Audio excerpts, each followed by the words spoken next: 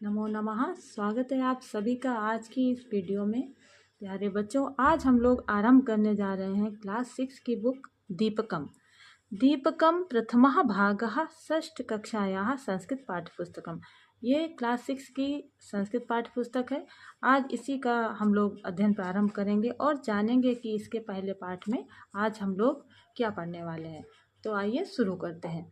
देखिए, प्रथमः पाठः, प्रथम पाठ में इसमें वर्णमाला का वर्णन है, अर्थात वर्णमाला के विषय में बताया गया है। वयम वर्णमालाम पठामः।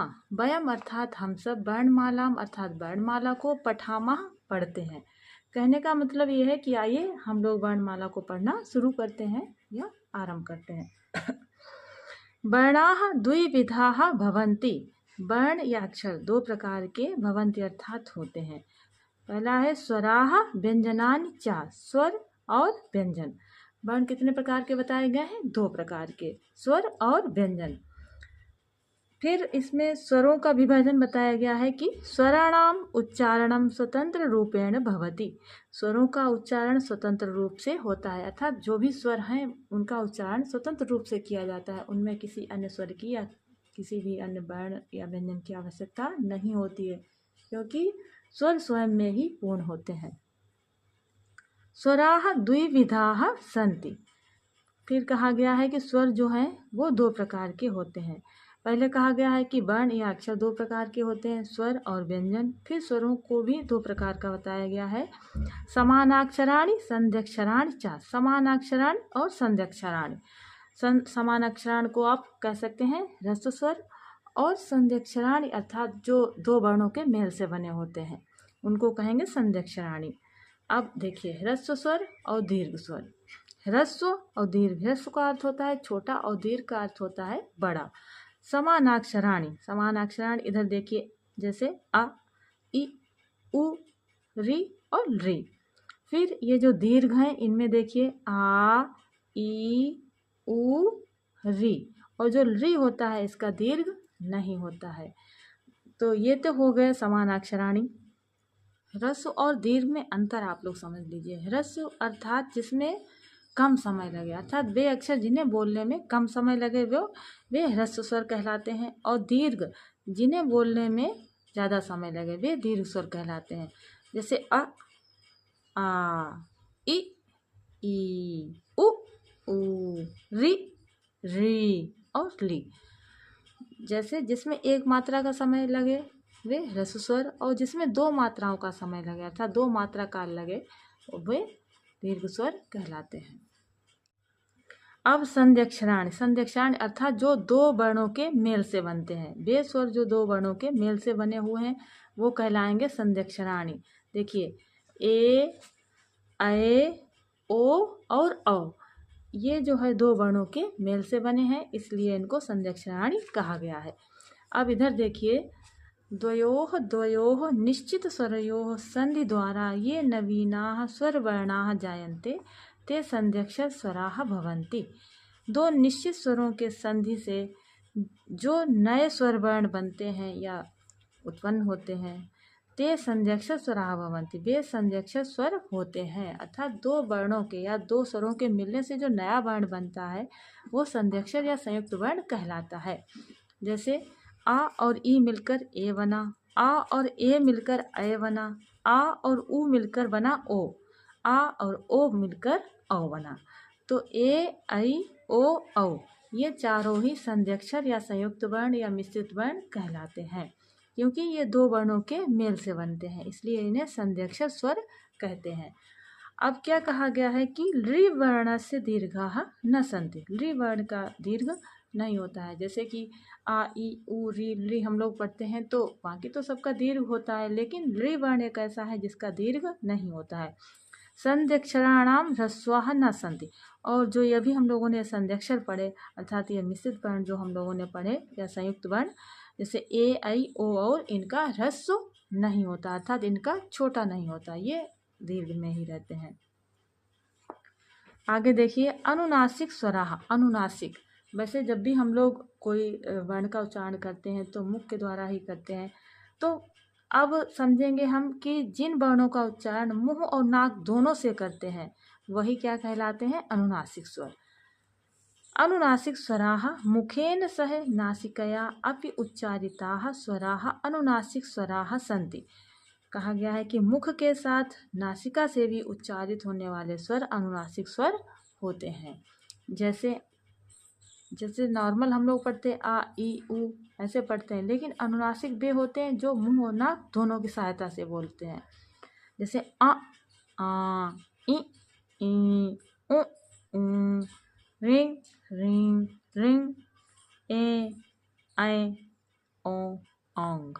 इस प्रकार ये अनुनासिक स्वर कहलाते हैं। आइए अब देखते हैं व्यंजन।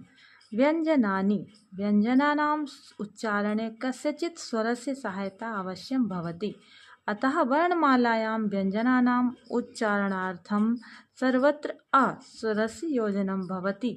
उदाहरणम अभी हम लोग उदाहरण के माध्यम से देखेंगे। कहा गया है कि व्यंजनों के उच्चारण में किसी न किसी स्वर की सहायता अवश्य होती है।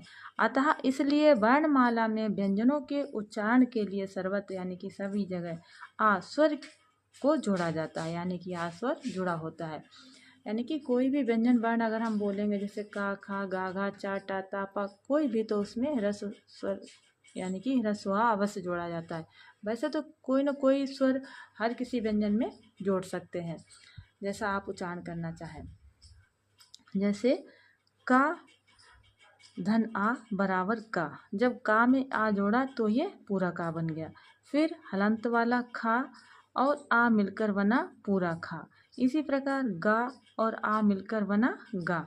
हलंत वाला घा और आ मिलकर बना घा। देखिए जिस वर्ण में या जिस अक्षर में हलंत लगा होता है, इसका तात्पर्य ये होता है कि वो अक्षर आधा है, अर्थात उसमें जब तक कोई स्वर नहीं मिलेगा तब तक वो अक्षर पूरा नहीं होगा।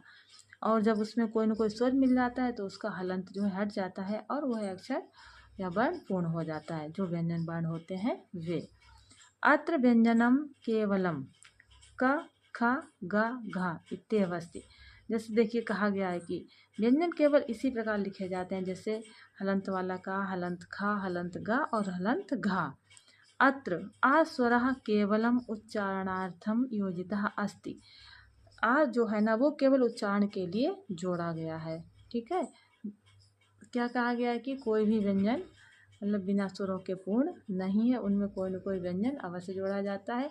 अब जैसे का खा को उच्चारित करने के लिए जैसे हम आ को जोड़ देते हैं।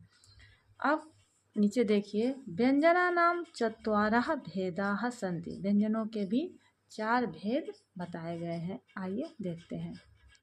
वर्ग्याः स्पर्शाः वर्णा। वर्ग्या अर्थात वर्गीय स्पर्श वर्ण। दूसरा होता है अंतस्थ वर्ण। तीसरा होता है ऊष्म वर्ण और चौथा होता है अयोगवाह। अभी हम सबसे पहले पढ़ेंगे वर्ग्याः स्पर्शाः वर्णाः। वर्ग्याः अर्थात वर्गीय स्पर्श वर्ण। जैसे यहाँ पर का वर्ग, चा वर्ग, टा वर्ग, ता वर्ग और पा वर्ग लिखा है। का वर्ग का मतलब होता है का खा गा घा अंगा। अब यहाँ पर का वर्ग जो है इसका पहला जो अक्षर है ये इसका हो गया मुखिया, अर्थात किसी भी वर्ग के पहले अक्षर के नाम से ही उस वर्ग का नाम है। का पहला अक्षर है तो इसलिए इसका नाम हो गया का वर्ग। इसी प्रकार चा जो है वो पहला अक्षर है तो चा वर्ग हो, इसी तरह से अन्य के भी नाम। अब का वर्ग में का खा गा घा अंगा 5 वर्ण आते हैं। फिर चा वर्ग में भी चा छा जा झा इया 5 वर्ण हो गए। टा वर्ग में टा ठा डा ढा अणा 5 हो गए। ता वर्ग में भी ता था दा धा ना और पा वर्ग में भी पा फा बा भा मा 5 वर्ण हो गए। टोटल मिलाकर ये 25 वर्ण जो है ये स्पर्श व्यंजन वर्ण कहलाते हैं। क्या कहलाते हैं? या तो इनको बोलिए वर्गीय स्पर्शाः वर्णा या वर्गीय स्पर्श वर्ण, जिनकी संख्या 25 है। का से लेकर माँ तक के जो भी व्यंजन वर्ण हैं वो स्पर्श वर्ण कहलाते हैं। इस तरह से आप लोग याद रखिएगा। वर्ग्याः स्पर्शाः व्यंजनवर्णाः स्वकीय उच्चारण स्थानानुसारेण 5 वर्गेषु विभक्ताः भवन्ति। कहा गया है कि व्यंजन वर्ण जो है अपने उच्चारण स्थान के अनुसार 5 वर्गों में विभक्त होते हैं। जैसे कि जो का वर्ग है, चा वर्ग है, इसी प्रकार अन्य जो भी वर्ग हैं उनके उच्चारण स्थान अर्थात हमारे मुंह के अंदर जीभ जिन जिन स्थानों को छूती है मुंह के अंदर वही उस वर्ण के उच्चारण स्थान कहलाते हैं। तो का उच्चारण स्थान कंठ हो गया, ठीक है। इसी प्रकार चा का अलग हो गया, टा का अलग हो गया, ता का अलग हो गया और पा का भी अलग हो गया। जैसे आप बोल के देखिए, ता, था, दा, धा, ना, ये कहलाते हैं दंत वर्ण, यानी कि इनका उच्चारण दांत से होता है। इसी प्रकार प, फा, बा, भा, मा, इनको बोलिए तो आपको ऐसा लगेगा जैसे ओठ हमारे आपस में मिल रहा है, पा, फा, तो ये हो गए ओष्ठ वर्ण। तो इनका उच्चारण अलग अलग होने के कारण ये 5 वर्गों में विभक्त होते हैं। आइए अब देखते हैं अंतस्थाः वर्णाः। अंतस्थ वर्ण, इनकी संख्या 4 है, या, रा, ला और वा। अंतस्थाः वर्णाः बहुत्र स्वरवर्णानां स्थाने जायन्ते, अतः एते अर्धस्वराः इत्यपि उच्यन्ते। अंतस्थ वर्ण जो है बहुत स्थानों पर स्वर वर्णों के स्थान पर आते हैं, इसलिए ये अर्धस्वर भी कहलाते हैं या कहे जाते हैं। जैसे या, रा, ला, वा। अब देखिए ये किन किन वर्णों के मेल से बनते हैं। जैसे ई और आ मिलकर हलंत वाला या बना, फिर जब आ जोड़ दिया गया तो पूरा या बन गया। ऐसे ही री और आ मिलकर हलंत रा, फिर आ जोड़ दिया गया तो रा बन गया। री और आ मिलकर आधा ला, फिर आ जोड़ दिया गया तो ला बन गया। इसी प्रकार ऊ और आ मिलकर वा बनता है। अब देखिए उदाहरण कुछ दिए गए हैं, जैसे यदि धन अपि बराबर यद्यपि, पितृ धन आज्ञा पित्राज्ञा, ऋ धन आकृति बराबर राकृति, सु धन आगतम बराबर स्वागतम। ये तो हो गए अंतस्थ वर्ण। अब देखिए जो तीसरा प्रकार है ऊष्म वर्ण। ऊष्म वर्णाः, इनकी भी संख्या कितनी है? 4, श, श, सा और हा।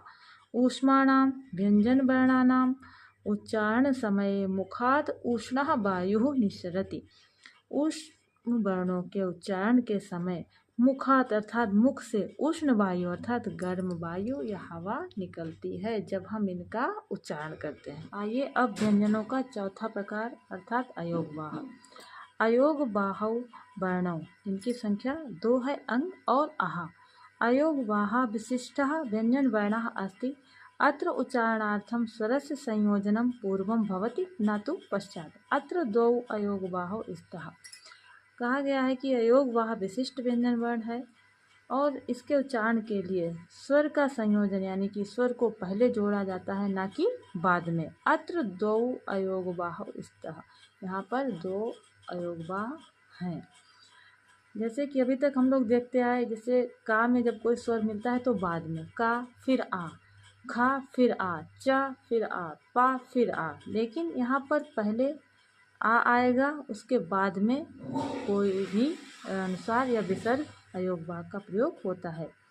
इसमें कोई भी स्वर के बाद ही इनका प्रयोग होगा, चाहे स्वर कोई भी हो, ई हो, ऊ हो, ए हो, कोई भी स्वर हो। व्यंजनैः सह सर्वेषाम् अपि स्वराणां संयोजनं भवति। व्यंजनों के साथ सर्वेषाम् अपि स्वराणां, सभी स्वरों का संयोजन अर्थात योग होता है, क्योंकि व्यंजन जो है बिना स्वर के पूरा नहीं होता है, इसलिए प्रत्येक व्यंजन में स्वर की सहायता अवश्य ली जाती है। व्यंजनैः सह स्वराणां संयोजनेन गुणिताक्षराणि भवन्ति।